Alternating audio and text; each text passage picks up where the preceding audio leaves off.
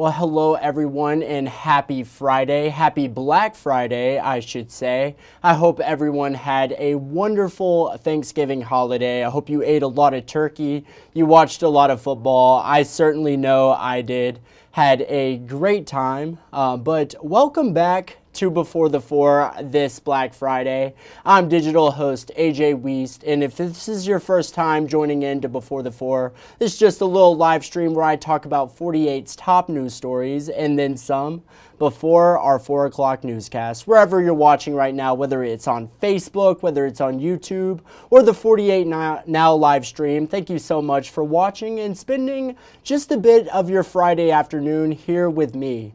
Now, we have quite a bit to jump into today. We have some harder news stories at the top, and then we close it out with a little bit of more fun stories. We have a story on a Christmas tree, and we got to talk about the big game this weekend, of course. But with all that said, thanks for watching, and I think it is about time to start the stream off. And of course, starting it off with a very heartbreaking story today.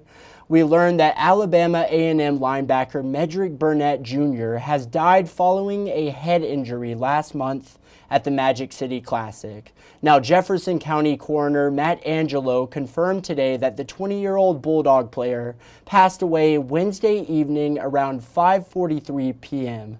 The redshirt freshman, originally from California, was injured in a head-on collision during the game. Now, according to a GoFundMe that his sister organized for him, Burnett played in 7 games this season. He transferred to Alabama A&M this past offseason from Grambling State. Now, earlier Wednesday, officials at Alabama A&M falsely reported a statement announcing the player's death, but it was later retracted after speaking with his family, who said he was still alive, fighting for his life at UAB Hospital. Now, the coroner today later confirmed that he has passed. My thoughts are certainly with his family, and 48's Daquan Lee will have more on this devastating situation coming up in our 4 and 5 o'clock newscasts. But now, after that story, let's talk a bit about the weather. It is certainly getting nippy out there, which really makes it feel like the holiday season is already upon us. But let's turn it over to 48 First Alert meteorologist Chelsea Aaron for a look at your latest forecast and what it might feel like heading into the weekend. Chelsea? Well, good Friday afternoon, AJ and TGIF, everyone. Definitely much colder following your Thanksgiving holiday, but no issues if you are going to be Black Friday shopping. We are seeing plenty of sunshine at this hour, but temperatures will struggle to make it past 40 degrees. Here's a live look at the Parkway where skies are clear and winds are relatively breezy out of the north-northwest. Current temperatures are sitting mainly in the middle and upper 40s, and when you factor in some of those blustery wind gusts, it does feel even colder at times. Make sure you keep a jacket handy because temperatures will fall quickly after sunset. We are expecting our first freeze of the season, and this is likely going to be a widespread hard freeze with morning lows on Saturday ranging potentially in the lower and middle 20s. With breezy winds, the wind chills could feel more like the teens, so if you do have an early morning commute, please wear several layers. Another hard freeze is expected overnight Saturday and early Sunday morning, but temperatures will gradually warm up by the middle of next week. Your weekend forecast looking chilly with high temperatures staying in the 40s and overnight lows in the 20s, and we will not be tracking any rain in the forecast until the middle of next week on Wednesday. A few scattered showers look possible with temperatures back in the upper 50s and lower 60s, but temperatures will gradually cool again toward the end of next week and into next weekend.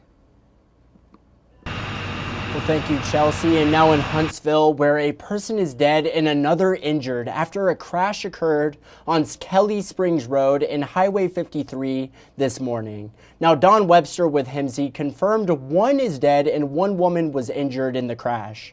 The woman injured was taken to Huntsville Hospital Trauma Services, where she remains in stable condition.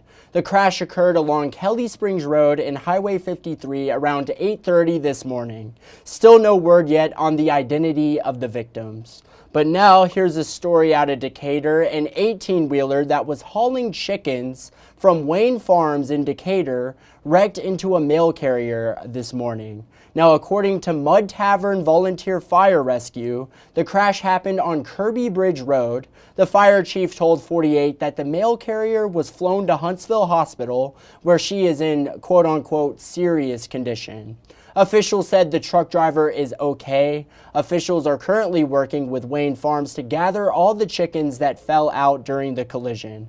Still no word yet on what caused the crash, but Decatur police are investigating the incident. Make sure to stay tuned to our evening newscast for any updates that we might have on this situation. But now let's take a look at this week's Crime Stoppers and see who 48's Gina Benitez and Huntsville police need your help stopping this week.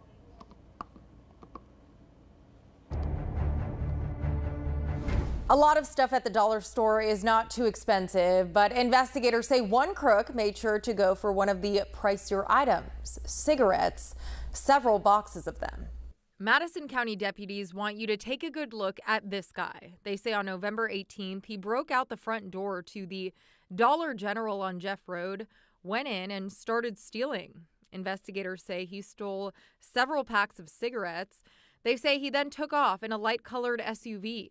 If you know who he is, you know what to do. Take a good look at Nathan Fanning. Police say he stole 4 checks totaling more than $8,000 from a local realty company, then took them to the bank and cashed them. Kentara Coleman is wanted for identity theft. Investigators say she stole checks from the mail and then forged them and cashed them for $2,500. Huntsville police want to bring in William Pogue for possession of meth. Christopher Wood is wanted for theft of property.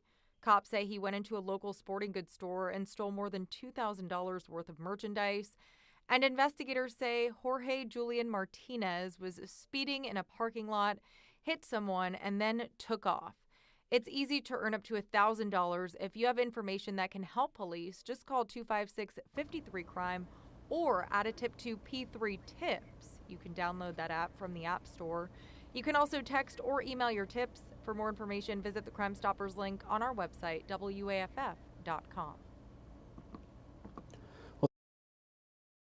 Of course, today is Black Friday, and that means people across North Alabama are shopping and looking for the best holiday deals. 48 Sarah Grace Kennedy today went to Bridge Street Town Center, where people were lined up outside stores like Sephora, Bath & Body Works, and Lululemon this morning.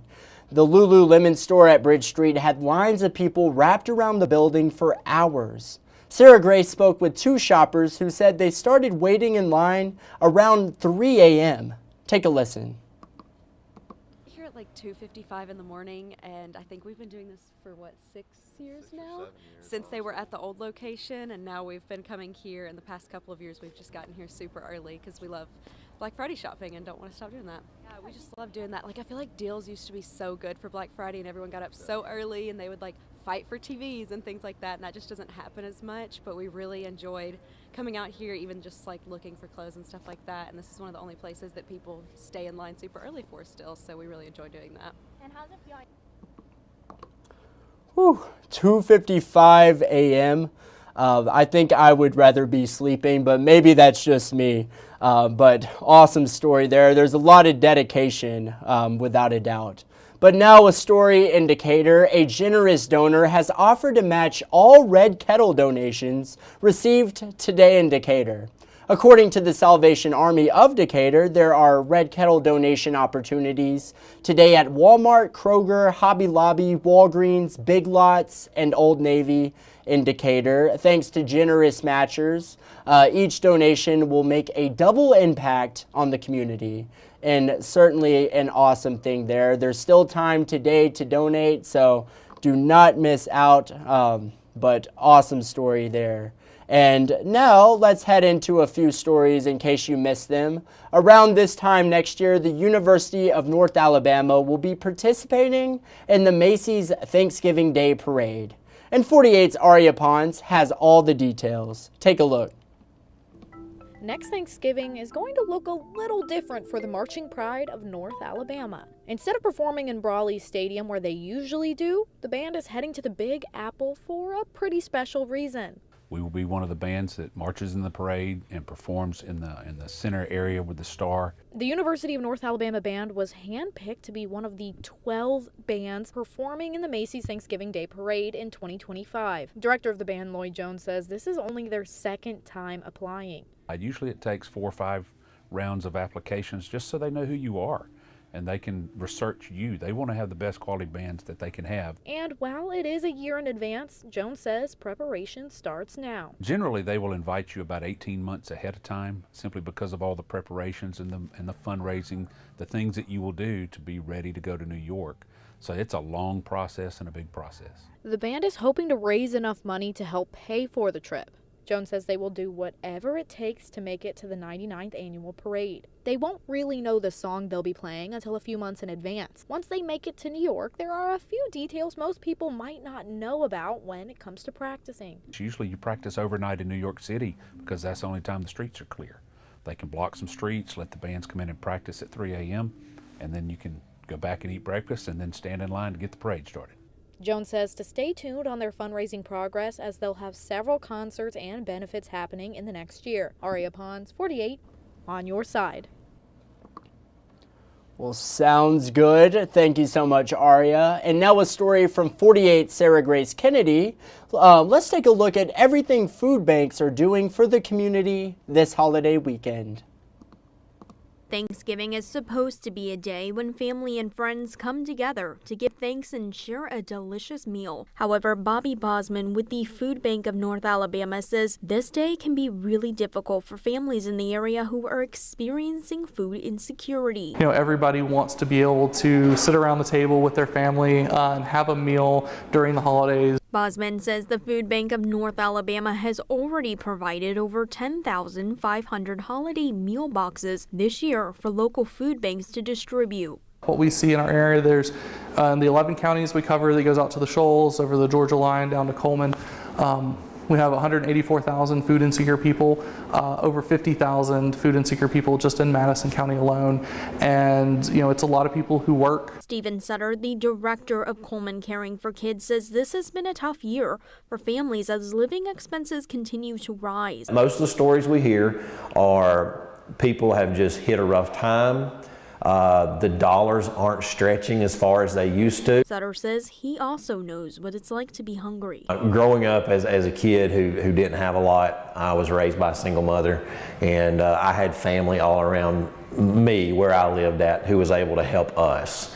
And so knowing that I'm able to do kind of that same thing, just in a different aspect, different area, different scale, means a lot. Sutter says handing out meals to families helps alleviate the stress of not knowing where their next meal is going to come from, especially during what's supposed to be the most joyful time of the year. Remember, the food banks are there during this time. There are people who are fantastic about remembering it, but remember it during this time. But then when January 1 hits, remember, we are still here. Well, awesome stuff right there. And now coming up after the break, we'll talk about an effort to ban block switches here in the Yellowhammer State. Another story on Christmas trees you're just not going to want to miss. And of course, we got to talk about this weekend's big game. It is all ahead. I'll be right back in 1 minute.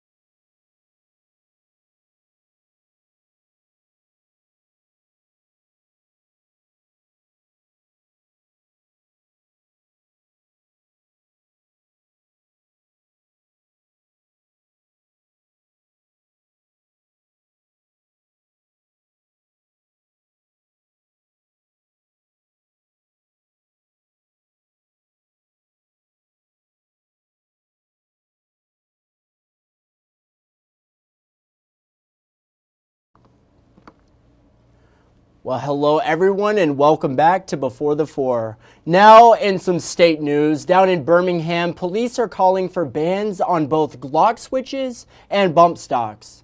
WBRC's Brady Talbert has the latest. Let's take a look.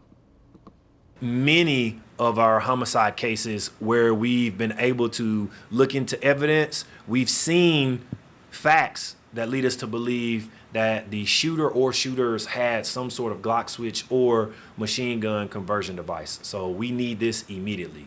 Officer Truman Fitzgerald says too often criminals are using Glock switches and bump stocks.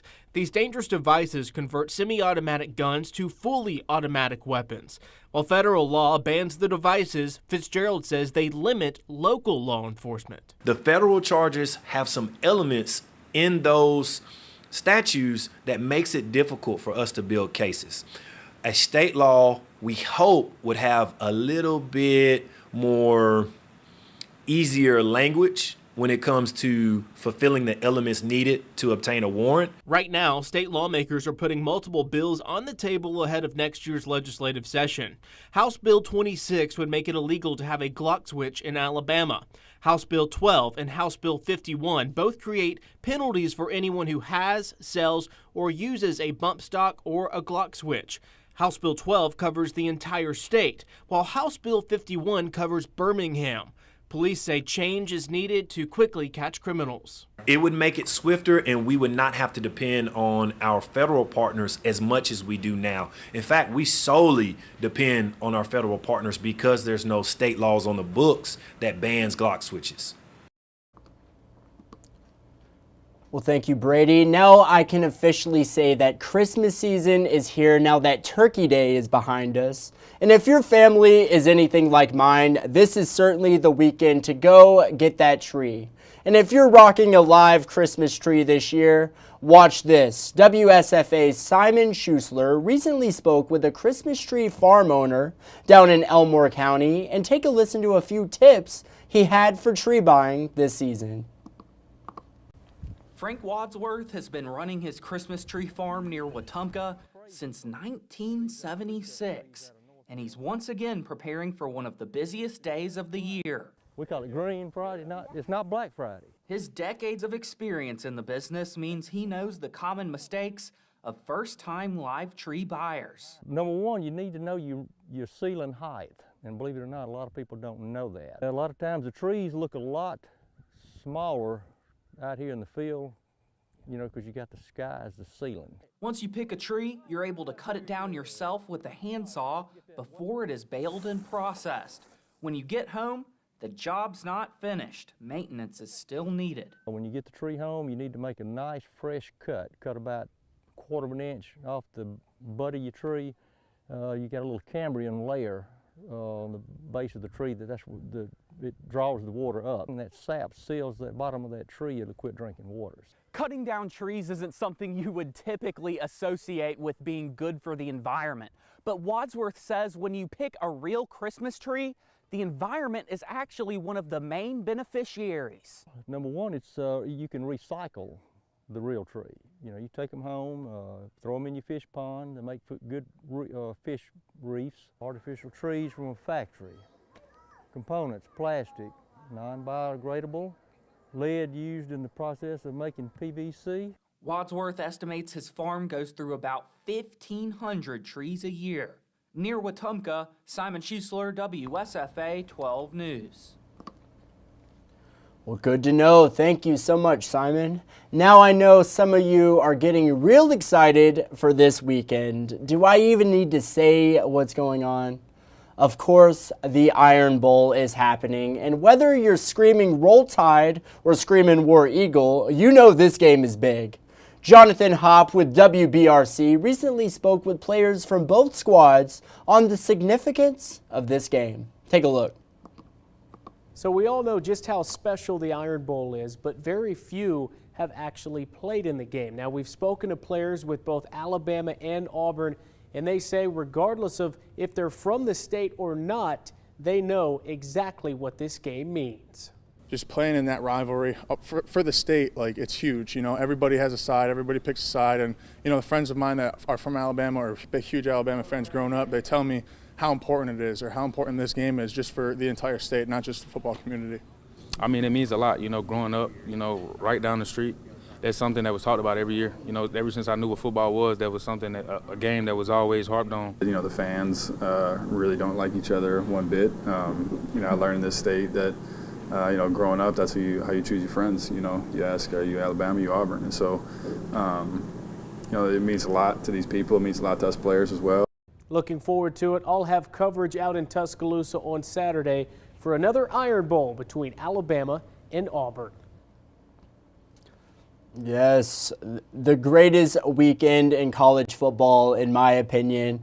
Just all these awesome rivalries. You still have some leftover turkey, some leftover mashed potatoes you can eat while you're watching these awesome football games. But yes, the Iron Bowl this weekend, you're just not going to want to miss it. And of course, speaking of the things you're just not going to want to miss, let's head into the stories you're just not going to want to miss in our evening newscast. Now remember, we don't have a 6 tonight, but we have a 4 and a 5 o'clock newscast. But let's head into it. We got West Morgan, we got Mars Hill Bible, and we have Hackleburg. Those are the big 3 North Alabama teams remaining in the high school football playoffs, and 48 Sports anchor Cam Durr will have all the latest action tonight from the semifinal round in our 10 o'clock newscast. The latest on a cross-county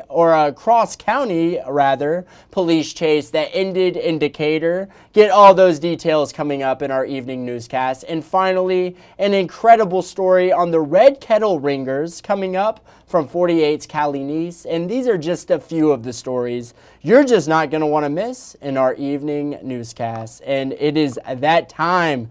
What time is it? It is, of course, time for Facebook fun. And, of course, our 48 Facebook question of the day, who are you rooting for in the Iron Bowl?